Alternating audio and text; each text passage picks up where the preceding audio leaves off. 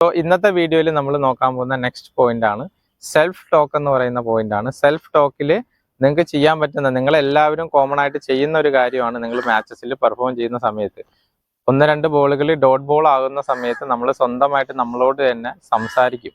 അതിനെയാണ് self talk എന്ന് പറയുന്നത്.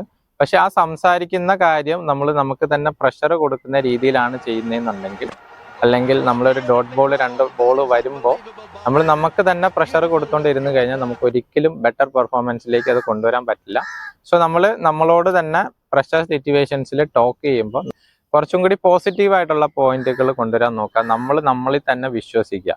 സെൽഫ് ബിലീഫ് എന്ന് പറയുന്നത് ഭയങ്കര ഇമ്പോർട്ടൻ്റ് ആയിട്ടുള്ളൊരു കാര്യമാണ്. സോ മാച്ചസിൽ വരുമ്പോൾ നമ്മൾ സ്വന്തമായിട്ട് വിശ്വസിക്കുക. നമ്മളെ കൊണ്ട് 2 ബോൾ ഡോട്ട് വന്നാലും അത് കവർ ചെയ്യാൻ പറ്റും എന്നുള്ളൊരു കോൺഫിഡൻസ് നമ്മൾ ബിൽഡ് ചെയ്യുക.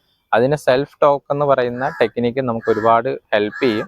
സോ നെക്സ്റ്റ് ടൈം നിങ്ങൾ മാച്ചിൽ ബാറ്റ് ചെയ്യുന്ന സമയത്ത് 1-2 ബോൾ ഡിഫൻസ് പ്രഷർ സിറ്റുവേഷൻസിൽ ഡോട്ട് ബോൾ ആകേണ്ട സിറ്റുവേഷൻ വരുമ്പോഴും നിങ്ങൾ സെൽഫ് ടോക്ക് ചെയ്യുമ്പോൾ കുറച്ചുകൂടി പോസിറ്റീവായിട്ട് നിങ്ങൾക്ക് അതിനെ അപ്രോച്ച് ചെയ്യാനായിട്ട് നോക്കുക. അപ്പോൾ പോസിറ്റീവായിട്ടുള്ള രീതിയിൽ സംസാരിച്ച് നിങ്ങളോട് തന്നെ നിങ്ങൾ സംസാരിച്ച് നിങ്ങളെ ബൂസ്റ്റപ്പ് ചെയ്യുക. സോ അപ്പോൾ നിങ്ങൾക്ക് കുറച്ചുകൂടി ബെറ്റർ ആയിട്ടുള്ളൊരു ഫീലിംഗ് ആ സമയത്ത് നിങ്ങൾക്ക് കിട്ടും. സോ അത് നിങ്ങളുടെ പെർഫോമൻസിനെ നന്നായിട്ട് ഹെൽപ്പ് ചെയ്യുമെന്ന് ഞാൻ വിശ്വസിക്കുന്നു.